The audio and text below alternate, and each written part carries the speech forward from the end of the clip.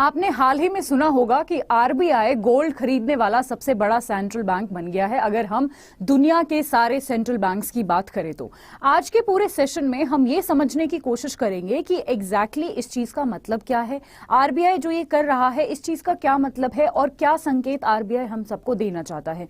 तो ये सारा एनालिसिस आज के सेशन में हम बहुत अच्छे से करने वाले हैं। Hello everyone, I am Pinky और मैं आप सभी का बहुत बहुत स्वागत करती हूँ अड्डा 24/7 पर। तो जैसा कि आप यहाँ पर देख सकते हैं, बहुत सारे न्यूज़पेपर्स ने, बहुत सारी मैगजीन्स ने ये कवर किया है कि आरबीआई जो है वो लार्जेस्ट यानी सबसे बड़ा, या आप बोल सकते हैं जिसने सबसे ज्यादा सोना खरीदा है इस साल, सेंट्रल बैंक बन गया है। अगर हम सारे दुनिया के सेंट्रल बैंक से उसको कंपेयर करते हैं तो सिर्फ इतना ही नहीं, हमें यह भी जान लेना बहुत जरूरी है कि सिर्फ आरबीआई ही नहीं, सिर्फ हमारा सेंट्रल बैंक ही नहीं, दुनिया के जितने भी सेंट्रल बैंक्स हैं सभी बेसिकली ज्यादा से ज्यादा सोना खरीदने की कोशिश कर रहे हैं या फिर सोना जमा करने की कोशिश कर रहे हैं। यहां पर आई एम श्योर सबसे बड़ा जो सवाल आप लोगों के दिमाग में आ रहा होगा कि ऐसा ये लोग क्यों कर रहे हैं, ऐसा एग्जैक्टली क्या होने वाला है या फिर क्या हो सकता है जिसकी वजह से जितने भी सेंट्रल बैंक्स हैं वो सोना जो है जमा करने लग रहे हैं, गोल्ड को जो है अपने अपने पास as a reserve, as a asset जमा करने लग रहे हैं, राइट। उससे पहले मैं आपको बता दूं कि एग्जैक्ट क्या फिगर्स हैं, कितने बेसिकली यहां पर जमा हुआ है।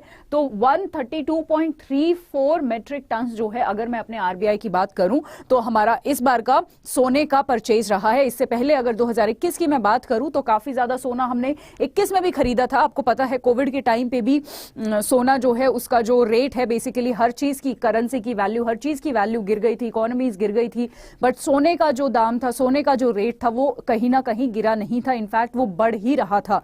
तो बेसिकली आप कहीं ना कहीं इस चीज से समझ सकते हैं कि किसी भी तरीके की इमरजेंसी आ जाए, कोई भी आपदा दुनिया में आ जाए तो सोने का जो वैल्यू होता है वो बेसिकली इतना ज्यादा नहीं डिक्लाइन होता है, इसलिए इसको एक सेफ एसेट माना जाता है। और यही प्रिसाइसली रीजन है कि जितने भी सेंट्रल बैंक्स हैं वो जो है सोना खरीदने लग रहे हैं और अपने पास उसको एज अ एसेट प्रिजर्व करके रखने लग रहे हैं। मैं आपको कुछ ग्राफ्स दिखाना चाहती हूं यहां पर, जिससे आपको क्लियर हो जाएगा कि हम जो है सोने को ज्यादा से ज्यादा आजकल खरीदने लग रहे हैं। अगर मैं कुछ कंट्रीज के साथ इसको कंपेयर करूं तो यहां पर आपको रशिया दिखेगा, ये 2015 से अब तक का डेटा है। रशिया हो गया, चाइना हो गया, ठीक है। तो ये एकदम अपडेटेड डेटा नहीं है क्योंकि एकदम तो हमारा आरबीआई जो है वो नंबर 1 पर है, बट फिर भी रशिया, चाइना जैसे कंट्रीज भी जो है सोने को प्रिजर्व करके रखने लग रहे हैं। और इनफैक्ट रशिया और चाइना के तो नंबर्स भी साफ साफ नहीं आ रहे हैं, तो ये अनुमान लगाया जा रहा है कि रशिया और चाइना तो और भी ज्यादा वो जो है सोना इकट्ठा करने लग रहे हैं। बट चाइना, आपको पता है चाइना के मीडिया कभी भी सच्ची खबरें बाहर देती नहीं है, ठीक है। उनको इतना राइट ही नहीं है, इतनी लिबर्टी ही नहीं है कि जो सच्ची रिपोर्ट्स हैं वो बाहर आने दे। और रशिया, शायद रशिया यूक्रेन वॉर की वजह से अपने सारे सच्चे नंबर्स बाहर नहीं आने दे रहा है। बट हमारा आज का जो समझने का जो मुद्दा है वो ये होना चाहिए कि इंडिया और उसके साथ साथ जितने भी सेंट्रल बैंक्स हैं, जितनी भी कंट्रीज के सेंट्रल बैंक्स हैं, सब जो है वो सोना जमा करने लग रहे हैं। जैसे अगर आप यहां पर आरबीआई का ये डेटा देखें जो कि मार्च से शुरू है, और ये मार्च बेसिकली मार्च 2022 तक का ये डेटा है, राइट। मार्च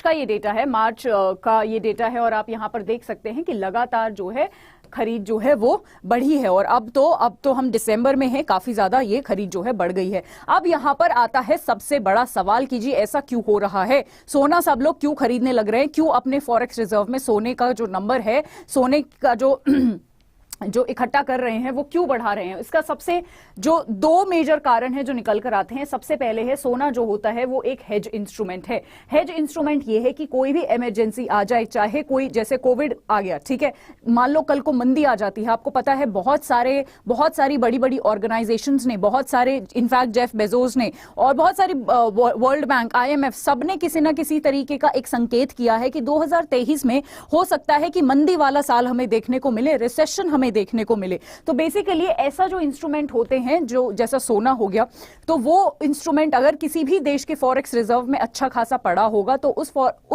इस देश के पास इम्यूनिटी होगी कि जी आगे किसी भी तरीके की मंदी आ जाए, कोई भी इमरजेंसी आ जाए कोविड जैसी, तो हम जो है अपने देश को अच्छे से संभाल सकते हैं, ठीक है।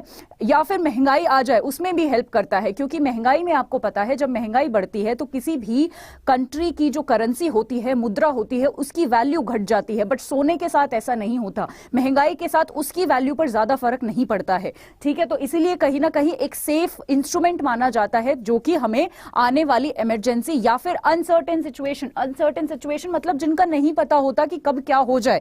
देश में आपको पता है एक ग्लोबलाइज्ड वर्ल्ड है, इतनी बीमारियां हैं, कोविड है, ठीक है, तो नहीं पता कब क्या हो जाए। तो इन दोनों चीजों से ही बचने के लिए अगर हमारे पास गोल्ड के रिजर्व्स होंगे अच्छे खासे, हमारे सेंट्रल बैंक के पास अगर हमारे पास अच्छा खासा फॉरेक्स रिजर्व में गोल्ड पड़ा होगा, तो आपको पता है किसी भी देश के लिए ये बहुत अच्छा होगा आगे किसी भी अनसर्टेनिटी से डील करने के लिए, ठीक है। आपको पता है हमारा 1990-91 के आसपास बीओपी क्राइसिस भी आया था, जब हमारे पास जो फॉरेक्स रिजर्व है वो ही एक आध हफ्ते का बच गया था। मतलब हमारे पास सिर्फ इतना फॉरेक्स रिजर्व बच गया था कि हम सिर्फ क्या है एक आध हफ्ते का ही सामान बाहर से ला सकते थे, वरना हमारे पास पैसे ही खत्म हो गए थे। तो कहीं ना कहीं फॉरेक्स रिजर्व मेंटेन करना भी बहुत जरूरी होता है सेंट्रल बैंक के लिए, और उसके साथ साथ फॉरेक्स रिजर्व भी बहुत तरीकों से मेंटेन होता है, डॉलर होता है, गोल्ड होता है। तो उसमें भी अगर गोल्ड की मैं बात करूं तो वो सबसे ज्यादा इंपॉर्टेंट होता है, क्योंकि उसकी वैल्यू जो है बहुत ज्यादा वॉलेटाइल नहीं रहती है, उसकी वैल्यू बहुत कंसिस्टेंट रहती है, ठीक है। तो ये दो रीजंस थे जिसकी वजह से हम ऐसा कर रहे हैं। आई होप आज का पूरा जो ये रीजन है, पूरा जो सेशन है, पूरी जो मैंने इंफॉर्मेशन दी है इस मुद्दे के रिगार्डिंग आपको बहुत अच्छे से समझ आ गई होगी। आज के लिए इतना ही। जाते जाते मैं आपको दो चीजें बताना चाहती हूं। सबसे पहले, अगर आप किसी भी इन एग्जाम्स की प्रिपरेशन कर रहे हैं, इनमें से किसी भी एग्जाम की, RBI grade B, SEBI, SIDBI, bank of Maharashtra, MP cooperative, SAIL, किसी की भी आप प्रिपरेशन कर रहे हैं, आप अड्डा 24/7 के ऐप से मेरा कोर्स खरीद सकते हैं, राइट। ये वाला कोड यूज करके Y674, जहां से आपको 78% का डिस्काउंट मिलेगा। मैं वहां पर करंट अफेयर्स पढ़ाती हूं, हर एक कोर्स का मैं करंट अफेयर्स लेती हूं। तो अगर आपको करंट अफेयर्स मुझसे पढ़ने हैं तो काइंडली ज्वाइन दीज थिंग्स, ठीक है। और ये कोड आप डेफिनेटली यूज करिए, ठीक है जी। और जाते जाते मैं एक खुशखबरी देना चाहती हूँ न्यू ईयर पे। आप सभी को पता होगा द बिगर पिक्चर मेरा आता है अड्डा 24/7 पर, एक्चुअली आता था सुबह 7 बजे। अब जो है, क्योंकि बहुत सारे स्टूडेंट्स की एक हेवी डिमांड थी कि मैम सुबह बहुत जल्दी होता है, हम उठ नहीं पाते हैं, तो इसका टाइम आप शाम को शिफ्ट कर दीजिए। तो एक नया टाइम है जो कि मैं आप सभी को यहां पर दिखाना चाहती हूं। मंडे टू फ्राइडे अब द बिगर पिक्चर आएगा 5 से 6 बजे अड्डा 24/7 रेगुलेटरी बॉडीज पर। जिन स्टूडेंट्स को नहीं पता है आज के इशू में, आज के इस टॉपिक पे के नीचे मैं उसके डिस्क्रिप्शन में लिंक एक बारी अटैच करवा दूंगी अपने द बिगर पिक्चर का, बट उसका टाइम यहां पर चेंज हो गया है, ये आप प्लीज देख लीजिए। पहली जो मेरी क्लास होगी अलग नए समय के अनुसार, वो 2 जनवरी यानी परसों होगी। सो बेसिकली आपका ये एक न्यू ईयर गिफ्ट है मेरी तरफ से। तो मैं आप सभी से रिक्वेस्ट करूंगी, एक नए टाइम पर, आप लोगों के लिए ही बहुत फ्लेक्सिबल है, 5 से 6 बजे आप मेरे साथ जुड़िए 2 जनवरी 2023 से द बिगर पिक्चर में। आज के लिए इतना ही। Thank you so much. कल मैं फिर से कुछ बर्निंग इश्यूज के साथ आऊंगी। Till then stay tuned, have a good day, bye bye.